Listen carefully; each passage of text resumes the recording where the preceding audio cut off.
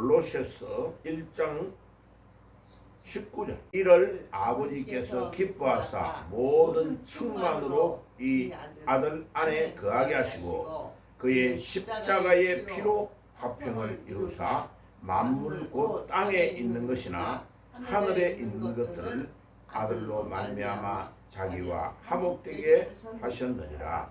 아멘.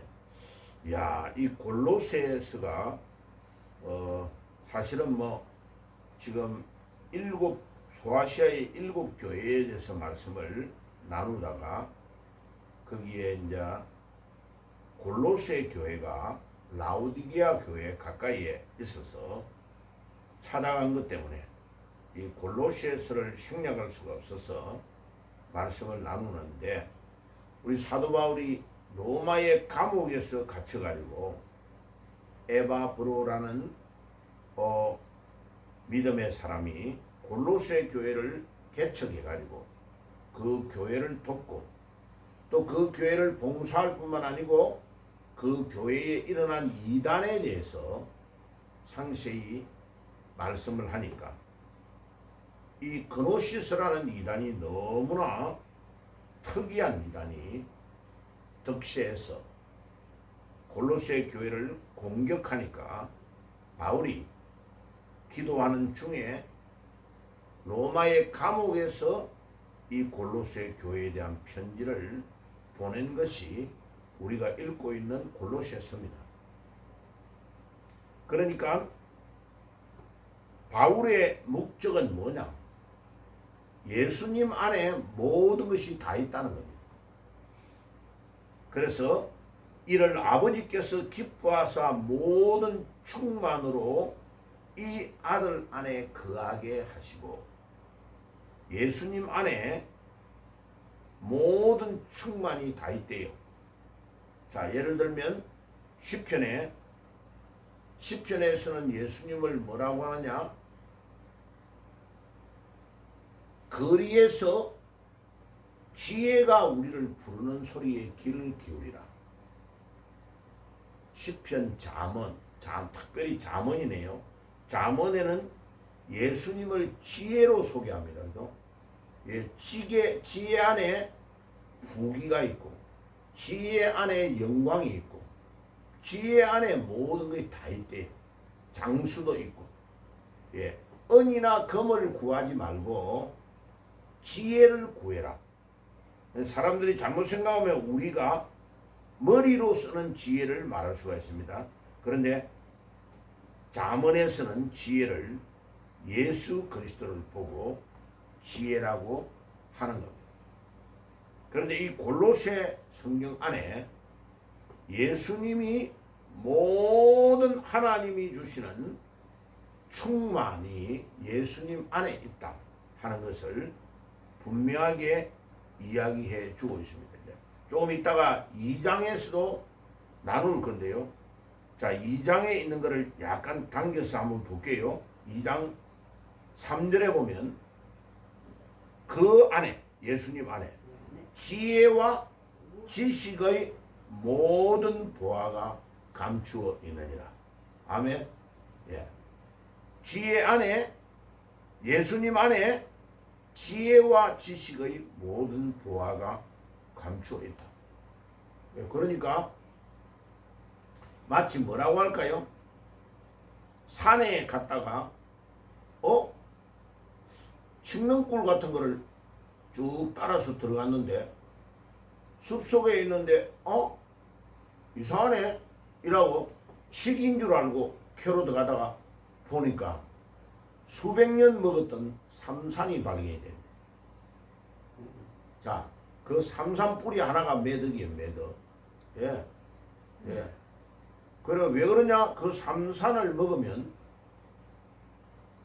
완전히 죽을 병에 걸리는 사람이 그거 먹고 나아버린단 말이에요. 예. 얼마나 많은 진액을 산에서 나무의 뿌리에서 쫙 뽑아가지고 가지고 있는 이 삼산 하나가, 예, 완전히 죽을 목숨을 살리는 일이 일어난다. 그래서 부르는 게 값이라. 마치 그와 같다고 할까요? 그거보다 훨씬 더하지. 왜? 예수님 안에는 지혜와 지식의 모든 보화가 그 안에 다 감춰 있다. 자, 실제로 그럴까요? 그렇지 않을까요? 예. 어제도 철민이가 이제 전화가 왔어요. 목사님, 왜? 이러니까.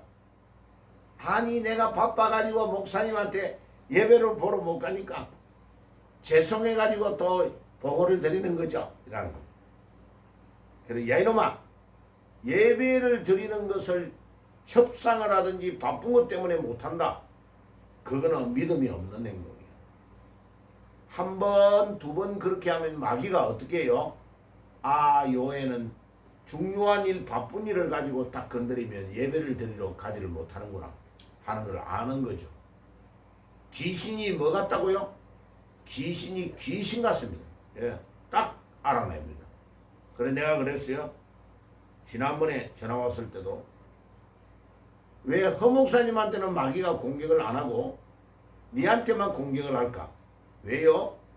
예, 그 젊은 청년에게 공격을 하면 그 방법이 딱 있거든.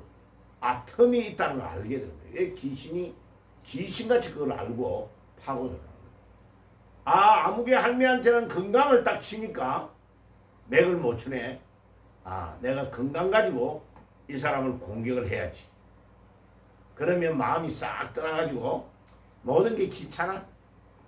교회에 뭐 석기 차는 거 물 빼는 것도 화장실 청소 다 싫어. 예. 그런데 그런 마귀의 어떤 괴략 이것을 보고 아니요. 나는 기쁜 마음으로 봉사하는 거 나 봉사하다가 천국 갈 거야. 이렇게 믿음으로 적극적인 사고방식으로 나가면 마귀가요. 아이고 건강을 아무리 쳐도 안 되네. 에이 포기. 이 마귀는요 기가 막히게 포기하게 만듭니다. 다 포기합니다. 내가 군대에 있을 때요 전방에 막 비상이 자주 올려요. 전쟁을 대비해 가지고 훈련을 많이 한단 말이에요. 그러면 비상이 걸리면 예를 들면 여름에 방카 안에서 땅 속에서 모든 작전을 다 짜는 훈련을 해요. 그리고 그게요 어떨 때는 한 달도 넘게 할 때도 있어요. 그때는 사람이 이렇게 바깥으로 나와서 돌아다니는 것도 허락이 잘 안 돼요. 그러면 봐요. 주일날 예배를 드리러 가는 것도 마귀가 이런 것들을 통해서 딱 공격을 하는 거예요. 그래서 나는 보고요 지혜롭게 예배 시간이 다 돼가면요 딱 살짝 내 대신에 이 일을 하게 만들어 놓고 나는 예배 드리러 살짝 갑니다. 봐요. 아무리 마귀가 공격을 하고 예배를 드릴 수 없는 상황이 왔는데도 6.25 전쟁 때도 예배를 드렸어요. 예, 교회는 예배를 드린 거예요. 자, 그러니까 북한이 완전히 완벽하게 소련제 탱크를 몰고 우리 남한을 아무런 준비도 없고 무기도 없는 남한을 공격해서 완전히 3일 만에 서울을 정복했어요. 이제 끝났다고 생각한 거예요. 그래가지고 한 일주일 동안에 띵까띵까하고 서울에서 놀아버렸어요. 자, 그 7일 동안 서울에서 김일성이 일당이 띵까띵까하고 노는 동안에 미국은 계획을 짜가지고 유엔이 인천 상륙작전을 감행을 해가지고 낙동강 전선까지 밀려갔던 것들을 이기게 된 거예요. 자, 우리가 기도하고 하나님 앞에 바로 서면 믿음으로 엎드리면 엎드리는 그 순간에 하나님이 우리에게 기회를 주는 겁니다. 그래서 옛날에 호랑이한테 물려가도 정신을 차리면 산다 이랬잖아요. 그죠? 예. 어떤 자, 보세요. 보통 때에 잘하는 거 그거는 누구나 다 잘할 수 있어요. 근데 어려울 때 내가 건강도 안 좋고 내가 바쁘고 돈과 관련되어 있는 깊은 이 일을 중요한 일을 하는 데에 내 시간을 단 1초도 빼기가 어려운 상황 속에 그 사람의 마음이 주님을 진짜로 향하느냐 아니냐가 그 사람의 마음의 중심이 거기에 달려있는 거예요. 그러니까 진짜 믿음은 언제 나타나느냐? 위기 때, 내가 시간이 없고 내가 돈에 엄청난 부담이 오고 엄청난 상황에 어려움이 올 때, 그때도 믿음으로 사는 것, 주님을 향하는 것, 그게 엄청 중요해요. 어저께 주위가 또 전화가 왔어요. 지금 이제 청년들, 전국에 내노라는 청년들이 모이는 모임에 제가 이제 보낸 거예요. 그래가지고 이제 밤에 늦었는데 전화가 왔어. 목사님, 왜? 이러니까. 너무 좋아요. 예. 청년들 전국에서 내노라 하는 애들을 모아놨는데, 와, 애들 너무 똑똑하네요. 진짜. 너무 똑똑. 그래가 이게 이제 조를 나눴는데 조장이 됐대, 조장이. 그래가지고 그 애들 전화번호하고 이름 다 내가 확보하고요. 나 그 애들 다 전도할 거예요. 그래, 어떤 애는 교회를 안 다니는 애가 와네요, 이틀에. 그래, 어떤 강사가 딱 전화하는데 우리나라의 이런 어려운 상황과 이런 것들을 설명을 쫙 하는데, 왜 민주주의와 자유에 대해서 이야기할 때에 강사가 성경 이야기를 늘 왜 하느냐. 그래가 마지막에 이제 마칠 때 내가 그 한 명이 질문을 하는데, 강사님, 왜 우리나라의 민주주의와 자유에 대해서 이야기하는데 왜 성경에 대해서 자꾸 언급을 합니까? 이러니까 강사가 딱 중요한 말을 합니다. 성경에 대해서 정확하게 모르면 참된 자유와 민주주의를 알 수가 없다. 자, 한번 예? 갈라디아서 5장을 한번 찾아볼까요? 예, 갈라디아서 5장. 우리 이승만 대통령이에요. 유언입니다. 유언이요. 갈라디아서 5장이죠. 평생 동안 이 갈라디아서 5장을 늘 가르칩니다. 5장 1절입니다. 그리스도께서 우리를, 갈라디아서 5장은 307페이지 5장 1절입니다. 그리스도께서 우리를 자유롭게 하려고 자유를 주셨으니 그러므로 굳건하게 서서 다시는 종의 멍에를 매지 말라. 알아요. 예. 이승만 대통령이 우리 대한민국의 여자들에게 자유를 준 거요. 여자들이 모릅니다. 이승만 대통령이 나타나기 전에는요, 여자들이 투표를 할 수 있는 권한이 없었어요. 이승만 대통령이 자유를 줘가지고 여자들이 투표하는 참정권을 준 거예요. 대한민국의 여자들이요, 이승만 대통령에게 감사하기를 바랍니다. 대한민국의 종들이요, 우리나라의 모든 토지 개혁을 단행해가지고 노비로 살고 있고 자유가 없고 소작인으로 살던 자들에게 농지 개혁을 단행해가지고 땅을 무상으로 공급해 준 거예요. 봐요. 그거 일반 사람이 절대로 할 수 없는 일을 6.25 전쟁 바로 시작되기 전에요. 예, 농지 개혁을 1949년에 완성을 다 해가지고 다 이미 땅을 다 나눠줬어. 그러니까요, 박헌영이가 이승만에게 거짓말해가지고 와, 남한에 전쟁을 해가지고 넘어가기만 하면 김일성 동지를 모두가 다 환영할 거다. 그랬는데 넘어가 보니까 아니거든. 왜요? 백성들의 마음을, 이승만 대통령이 땅을 다 줘가지고 마음을, 이미 다 백성들의 마음을 이승만 대통령이 다 빼앗아버린 거예요. 이게 웬일이냐? 조선시대에 우리가 다 노비로 살고 소작인으로 살던 우리가 세상에 우리 이름으로 땅을 가지고 있다니. 이게 웬일이야? 이게 웬일이야? 우리 아버지도 그러더라고요. 저 산에 있는 모든 산소도, 할아버지 산소도 내 이름으로 되어 있다.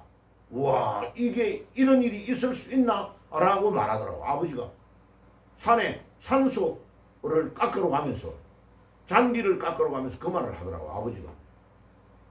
물론 뭐 박정희 때에 그거는 늦게 된 거지만은 이승만 대통령이 토지개혁을 단행해가지고 국민들에게 나누어 주려고 했던 모든 일들을 단행한 그 일에 연결이 되어 있는 일입니다.